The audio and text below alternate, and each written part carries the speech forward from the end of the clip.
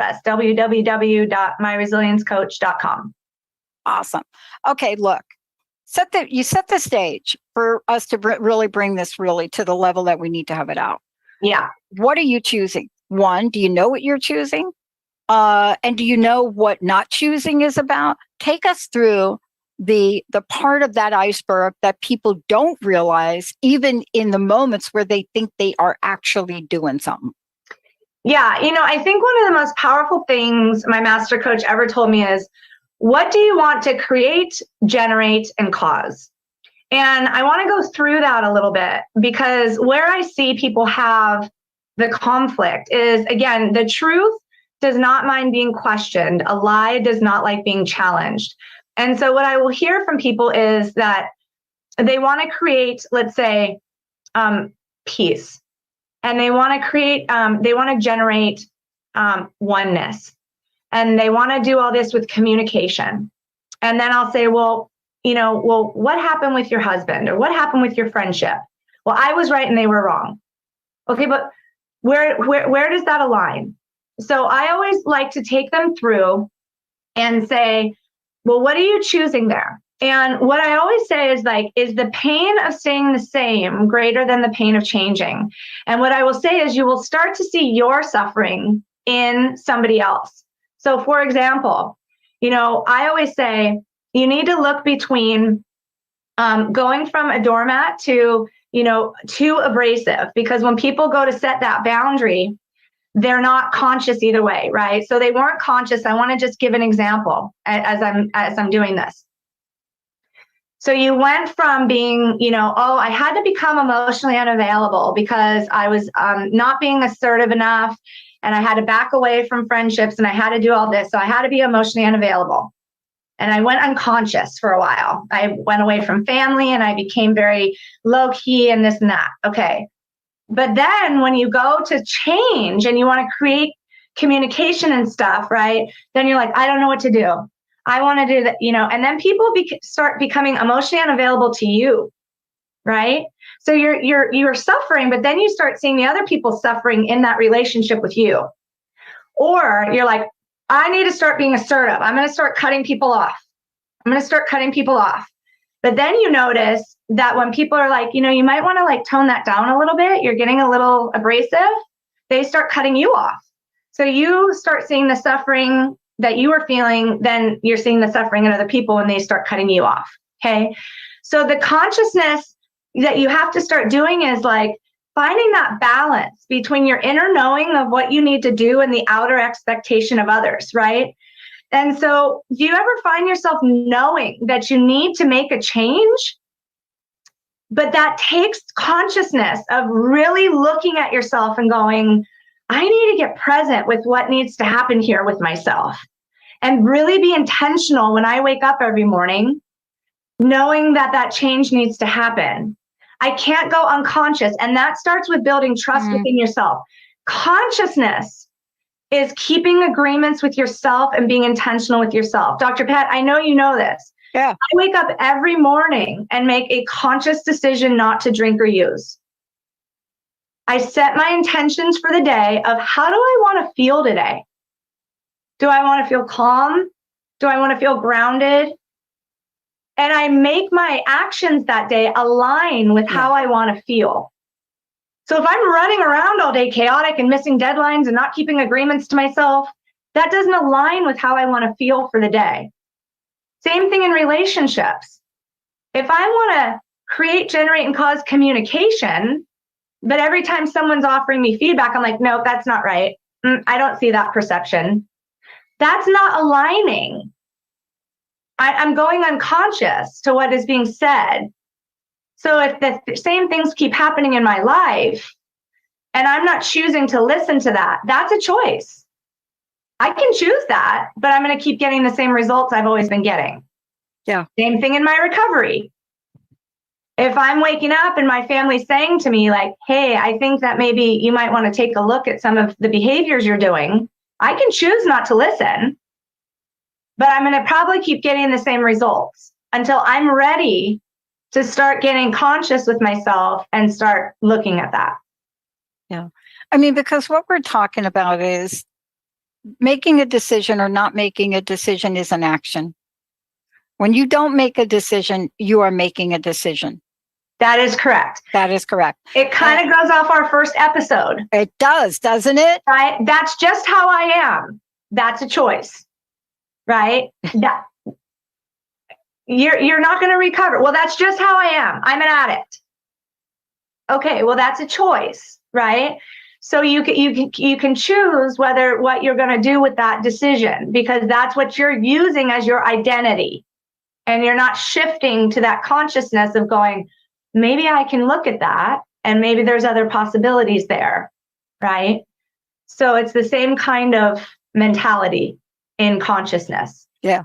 My mama was from the South, right? My stepmama. I talk about her a lot. Literally tried to save my life, but nobody can really save your life for you, right? Isn't that a choice? You got to save your own dang life.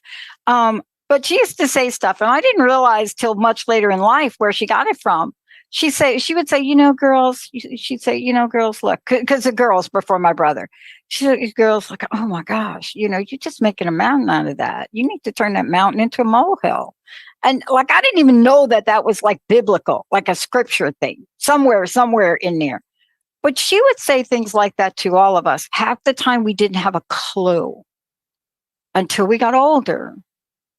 And you stop and you look at your life around and you realize you have created mountains of garbage, mountains of them.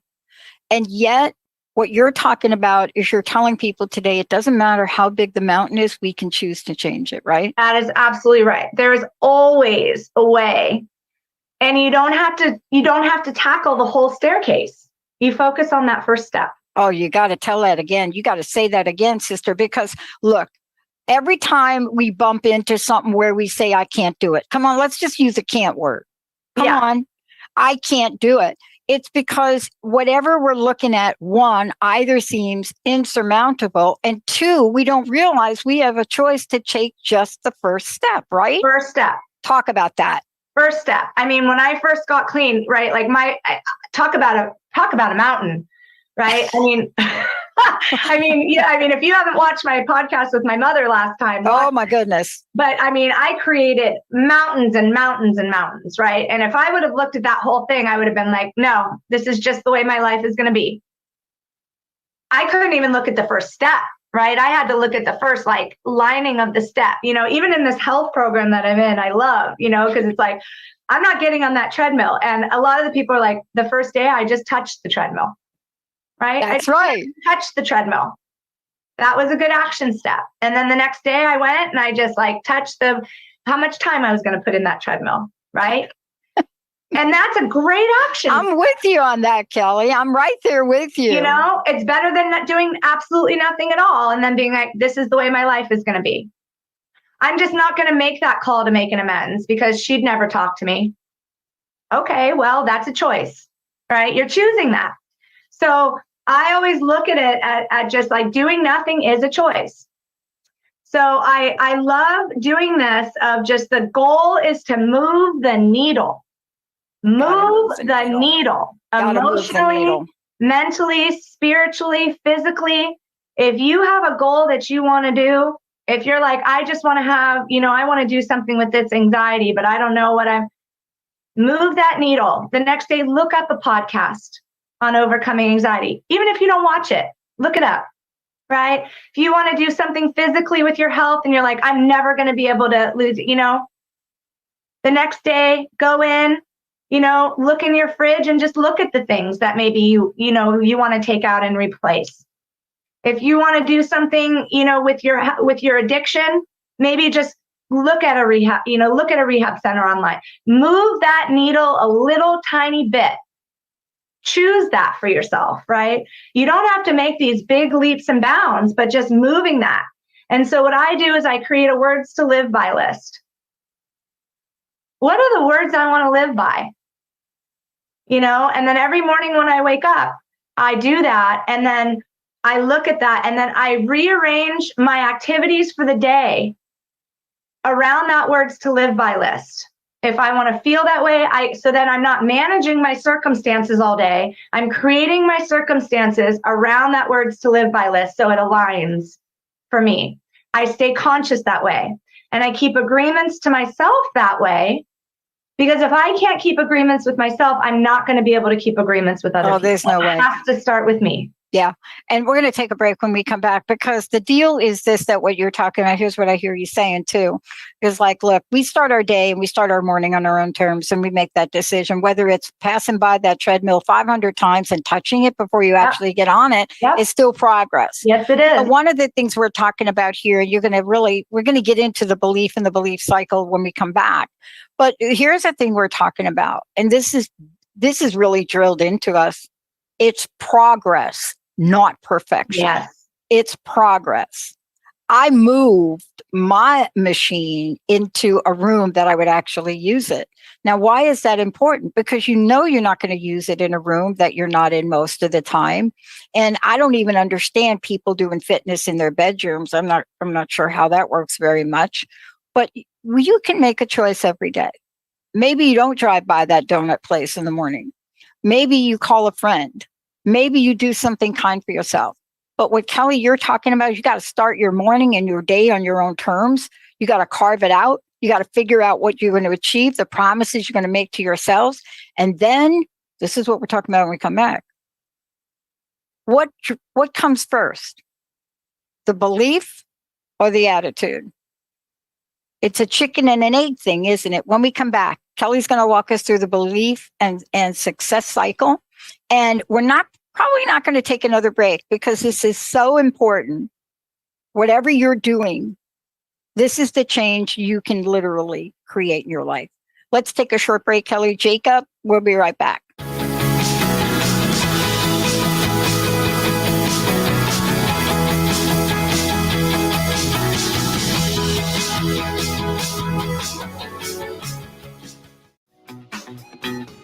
We'd love to hear from you on Transformation Talk Radio and live on Facebook. Call into the show, 1-800-930-2819.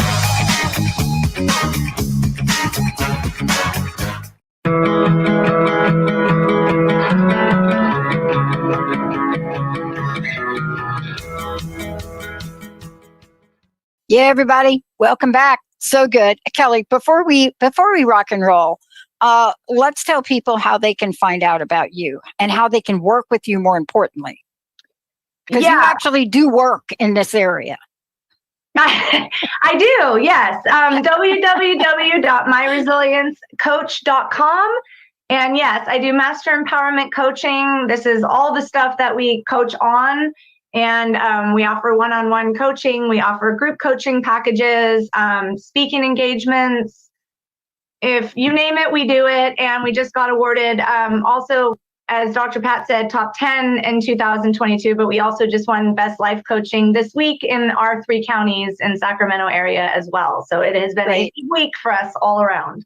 Yeah. And I love it. Okay, look, because chicken and the egg question, but here really, let's just step back for a hot second, because what we're talking about, chicken and egg, we're not really talking about that. We're talking about emotions, achievement. But here's the thing that is a conundrum for people. Okay, don't worry, be happy. Okay, let's talk about happiness before we jump into belief. Because there are sets of emotions. There's like, you can buy this sheet and it's got like every smiley face on the planet, like depicted. And when you hand that to people, very few of them go for the top smiley one up there. But the point is this: emotion, achievement, success, happiness, right? 9 times out of 10, you may get into a mode where everything is happening to you. So you don't feel like you can rise up. You feel like you've been victimized. You feel like happiness is not a choice for you. But I'm telling you, this is a different conversation. Let's talk a little bit about that, because it will fuel how our day is created. It will fuel the belief in the success cycle, won't it? It does. Dr. Pat, I'm glad you went back and touched on that, because it's neuroplasticity. And I just want to talk about that for every time you have a new thought or every time you have a new belief that is positive, it creates neuroplasticity and a new neural pathway in your brain that opens up a new possibility for you. And it's really important to talk about that. Anytime you go back to an old belief or a repeated pattern or a repeated cycle, it closes that neural pathway and it dissolves. And you go back into that old kind of depression cycle or old repeated cycles that you've been in. And so we are born with a negative feedback loop. And then you've heard of a reticular activating system, which is that more familiar pattern that you can create in that neuroplasticity. So when we talk about the 4 steps to internal happiness, that's what we're talking about when you are referring to what I wake up and do. And so I want to talk about that a little bit before we get into the success cycle, because that's what I'm talking about when I say, when I take stock, right? It is very important to be aware of what is currently creating your happiness, and on the flip side, what is currently draining it. So when you're looking at your life, create that list for yourself. What is currently creating your joy? And on the flip side, what is not? And more importantly, what are the things that you have control over? So when you're going throughout your day robotic, are you giving your energy away to things that you don't have control over? And that is forming your beliefs. That is creating your identity. So that's really important to think about. And then when you're creating your words to live by list, and you're doing that, like, I want to feel calm, I want to feel grounded, and you're making your activities around that, that's what's really important. So if on your list, you're like, take the garbage out, go to my dentist office. Okay, well, are those things bringing you joy? And are those things going to make you feel peaceful and grounded? Because probably not. Then what you're needing to do on that is, because do you ever notice that when you like create a goal for yourself, it's great when you accomplish that goal, Dr. Pat, but then the feeling is fleeting. You're like, okay, now next goal. And that's why people don't you start to ask the question, is that all there is? I mean, is that it? Right? Is that okay, did you blink? And there are a lot of reasons for that. But I like to go back to what you said, because when you talked about one day at a time, waking up, I'm not drinking today, they're a non-negotiable, okay, let's call them goals. I really don't like that word, but let's just say objectives. There's some are non-negotiable, right? Yeah. Like when you get up and you got to go to work, you got to put some clothes on. You really should try that, right? But we're talking about the next order of things, because if you've already hit up Maslow's bottom layer and you're like, you got a vehicle, you can go to work. We had 3 new people start today. We have a 4th next week. We're doing things differently for them. Jessica and I, we spent a week mapping out like a game plan, right? And maybe have to tweak it. But here's the question. Got to be emotionally, mentally fit, just as you're physically fit, don't you? Yes. It's an exercise that you need to continuously exercise, right? Just like your physical muscles. Happiness is a muscle you need to continuously exercise, because you hear people say, like, I'll be happy when. I'll be happy when I get that job, or I'll be happy when I do this. And it's like, people don't crave the actual goal itself. People crave the emotion associated with that goal. Yeah. How did you feel when you and Jessica mapped out that? Well, I want to tell you how we feel, because something else happened last week that we didn't expect. And there's Jacob, jumps right in. Jacob's picking up a load for somebody that decided that they're just not going to continue with us. And, for us, we were like, that's okay. But here we go. Jacob and Lydia, right? Jessica has a conversation. Jacob's fully in the game. Didn't waver. Didn't hear any crying from Jacob. Showed up this morning, got himself ready, did my 7:00 show. He's doing this show. I have no idea how many other shows he's going to do this week till we get the new team. Right? Right. And then I have this moment of gratitude over the weekend. That's what I was just going to say. And I brought in a gift for everybody. Okay. And I don't want to take time talking about it, but this is a very personal gift for me, because I had this moment We are not here without the Jacobs of the world. We are not here without Jacob and Lydia. Just not a whimper. Just like, yeah, okay, we'll get it done. Jessica, okay, we'll get it done. But they made a choice to do that, right? And the gratitude that I feel and that the three new people should experience is, thank goodness for Jacob today, right? But can you do that without being conscious? No, Right. Because if you're unconscious, you're just not going to think about that. You're not going to bring them in a little gift. You figure it out. That's right. All of those things. So thank you for that example. So that's what I mean, right? So all of those things, you have to take stock. You have to create that words to live by. I feel grateful, right? You start the morning being intentional. How do I want to feel? Grateful, right? So you start your morning. All of those things, Dr. Pat. So you start out, what do I want to achieve today? I want to achieve being mindful and conscious and grateful, and with what attitude, right? And so you purposefully decide how you want to experience and respond consciously, right, to situations instead of react unconsciously. You could have been like, nobody's showing up. Why isn't it up? Right? Like it could have been the complete opposite to that. So it invites you to be more present and intentional with your actions and emotions. So the goal goes from managing your circumstances all day to creating them. Yeah. That is emotional fitness. That is emotional resilience. And so what I am seeing since COVID is not that. What I am seeing is people being like, this is affecting me. People aren't showing up. What am I going to do for me? I am robotic, coming home. We are not connecting, right? We are not connecting. We're not going out for walks, seeing that flower grow out from the pavement and going, wow, that's resilient. I'm resilient. We're not coming home and eating and connecting with our food. We're not putting our food in our mouth and connecting with it and going, thank you. I am grateful for this food that is nourishing me. We're not going to our family members, connecting and getting conscious and being like, God, I'm grateful. We're all healthy and happy right now. Yeah. Kelly, I want to ask you about something. I want you to roll right into this for me because I want to touch upon this for people. And I know what you're doing. You're taking us from belief to potential action results. We're going to talk about that. Yes. We're going to talk about belief. Here's where the confusion lies sometimes that I get emails and nickname, Pollyanna Patty. Okay, I'm okay with that. But every once in a while I get an email because I'll mention something. Two things can exist at the same time. I could be furious at the Small Business Association and the EIDL loan people.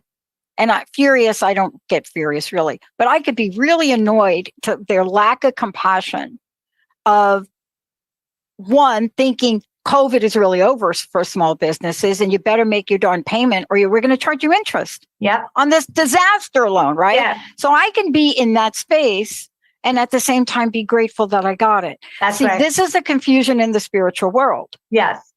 Spirituality doesn't mean you take action on your own behalf. You want to talk to that?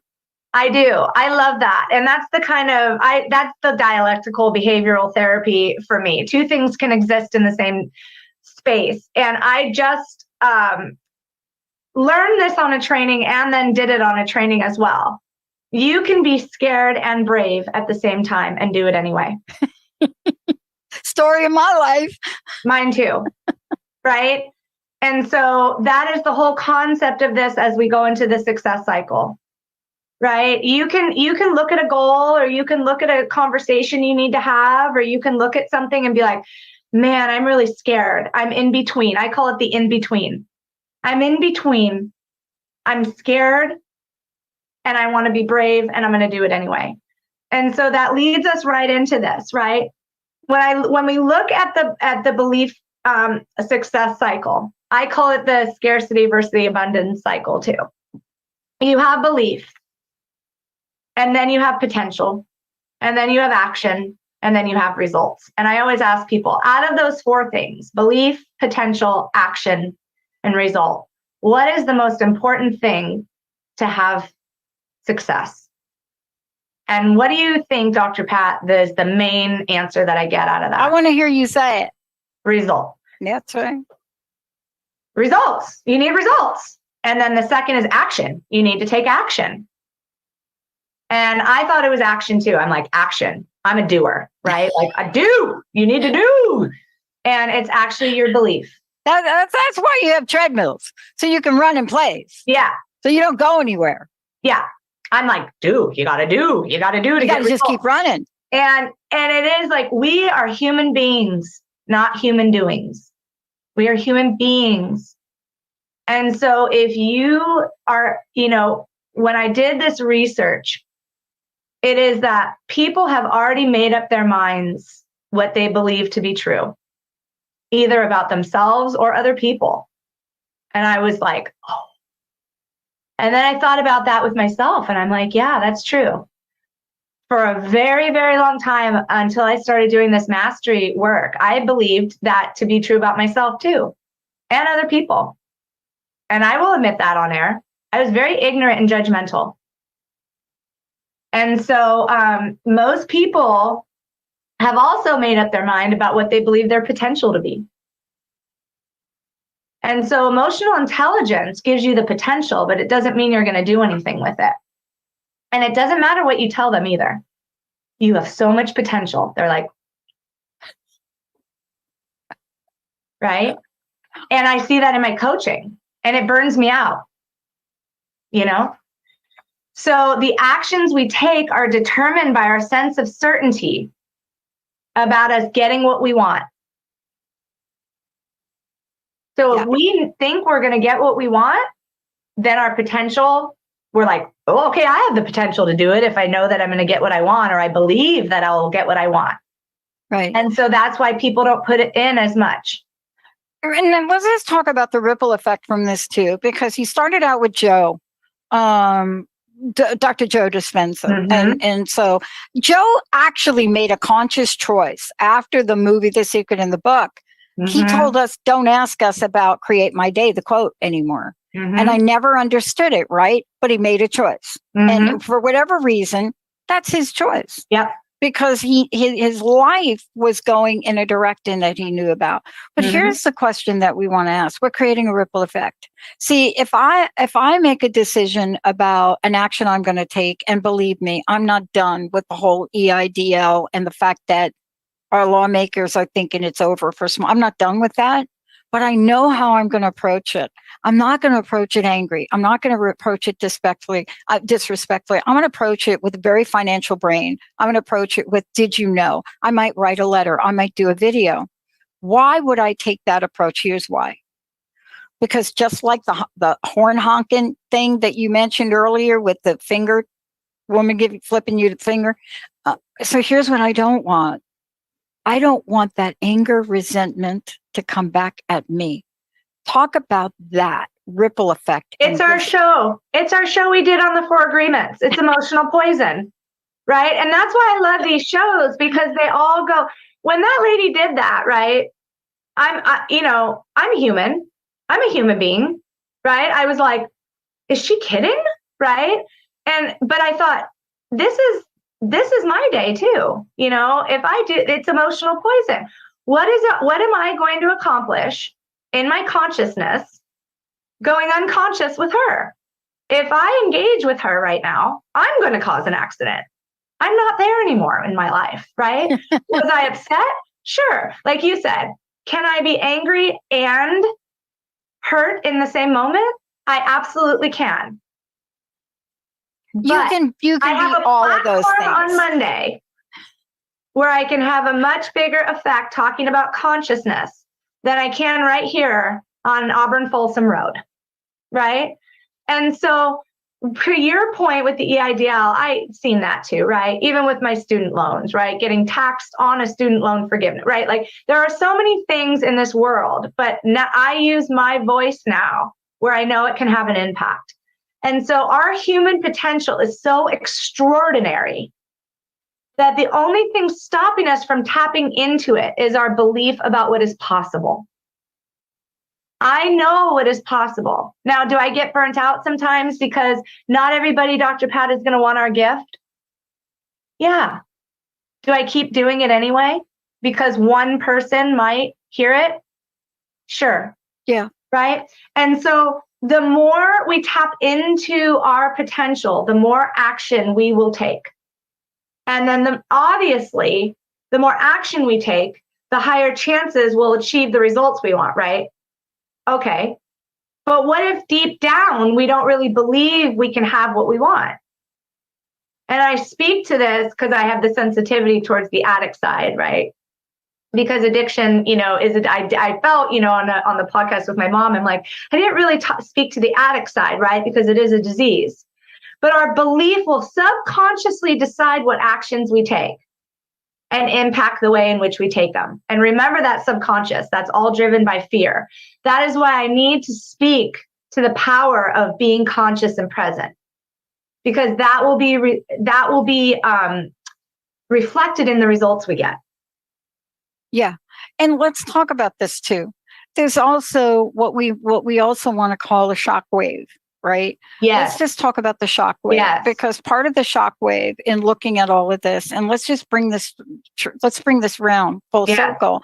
The shock wave is also embedded in what the belief is, right? And what do I mean by the shock wave? I mean that if you believe, one, that you're not worthy, I'm just throwing that one out there, there are a million, but if you believe you're not worthy, then what is the shock wave that gets created to reinforce that belief that you think you're not worthy? And by the way, how do you discontinue the effects of that so that you can stop getting more unworthy things? Well, let's take it full circle, right? So your result is the product of what we do or don't do, and how much we're motivated by what we want. So getting what we want reinforces that belief. Okay, so let's take it full circle. I'm not worthy is the belief. Obviously, then it wouldn't access our potential for us to take action to get the result we want. If we're like, I'm worthy of this job. How do you think we're going to access that potential? Well, that potential is going to get activated to get the results we want, right? Yeah, so, and please remind everybody that the decision to believe you are not worthy is a choice. It's all, let's just, okay. Let me just talk about me and my mom's podcast real quick. Okay. Just for a second. Okay. No, it was a great podcast. I thought I needed to hear from my mother for years how proud she was of me. My mother tells me that every day in and out. I'm proud of you. I'm proud of you. I'm proud of you, honey. And it is authentic and genuine. But I didn't believe it. So I'm like, I need to do this. I need to do this. I need to do, I need a best life coach, best. Until I believed it for myself, not from any external validation. Dr. Pat, you can tell me, my mom can tell me, the president of the US of A could tell me that.